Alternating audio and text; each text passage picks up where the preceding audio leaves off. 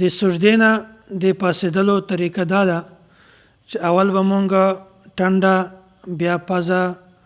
بیا لاسونه او بیا ګونډې، داسې په ترتیب به مونږ ځان د سجدې نه راوچتوو. لکه څنګه مخکې نشست کې هم دا خبره تېره شوې وه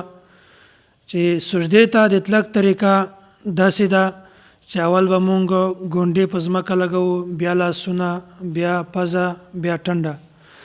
داسې چې کله مونږ د سجدې نه راپاسېږو بلکل به مونږ د هغه خلاف کوو. اول به مونږ ټنډه، بیا پزه، بیا لاسونه او بیا ګونډې، داسې په ترتیب به مونږ د سجدې نه راپاسېږو. حضرت وائل بن حجر رضی الله تعالی عنه د نبی علیه الصلاة والسلام د ارشاد نقل کوي کان یضع رکبتیه قبل یدیه اذا سجد. نبی علیه الصلاة والسلام به په لاسو نه مخته ګونډې په ځمکه باندې لګولې هلته چې کله به د سجده کوله، او کله چې سجدې نه راپاسېدو نبی علیه الصلاة والسلام به اول لاسونه راوچتول او بیا به یې ګونډې راوچتولې. او داسې د سجدې نه د راپاسېدلو وخت کې مونږ ته پکار ده چې مونږ د خپل جسم سهاره او مدد حاصل کو.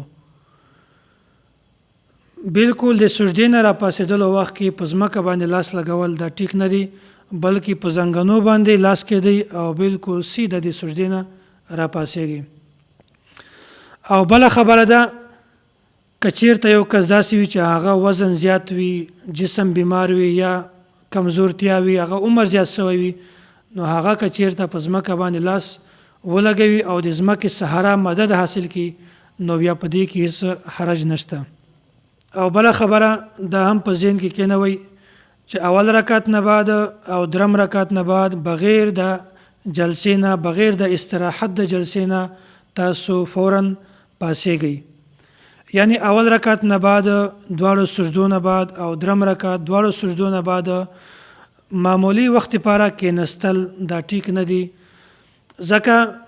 سنن ترمذي کې د حضرت ابو هریره رضی الله تعالی عنه دا روایت موجود ده کان النبی صلی الله علیه وسلم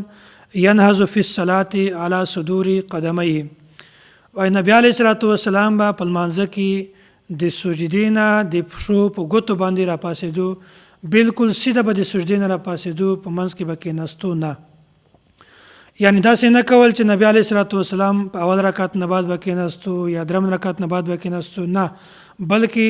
اول رکعت سجدې نه به چې څنګه فارغېدو فوراً به سیغ په پښو باندې ولاړېدو، او درم رکعت نه بعد چې کله د سجدې نه دی فارغېدو سیده به دی د پښو په ګوتو باندې ولاړېدو. او داسې یو بل روایت کې د حضرت ابو مالک اشعری رضی الله تعالی عنه هغه خپل قوم ته لمونځ ورزده کاوه. بیا روایت الفاظ دا دي ثم کبر، بیا د تکبیر وایو، فسجد او سجدې ته لاړو، ثم کبر بیا تکبیر وایو، او فانتهض قائما او بیا سیخ ودرېدو. یعنی اول رکعت نه بعد او درم رکعت نه بعد دی هم نه ده کېنستلی، د استراحت والا جلسه نه ده کړې. او بل حدیث کې عبدالرحمن بن یزید دا فرمایي وای رمقت عبد الله بن مسعود فی الصلاة فرأیته ینهض ولا یجلس. وای ما عبدالله بن مسعود رضی الله تعالی عنه ډیر په غور سره ولیدیا په لمانځه کې چې هغه بلکل سیده درېده او دی کېناستو نه، او مخته وای ینهض علی صدور قدمیه، یعنی دی به اول رکعت نه بعد او درم رکعت نه بعد بلکل د پښو په ګوتو باندې سیخ درېده. د دې حدیثونو دا معلومه شوله چې اول رکعت نه بعد او درم رکعت نه بعد جلسه د استراحت والا دا بلکل ټیک نه ده،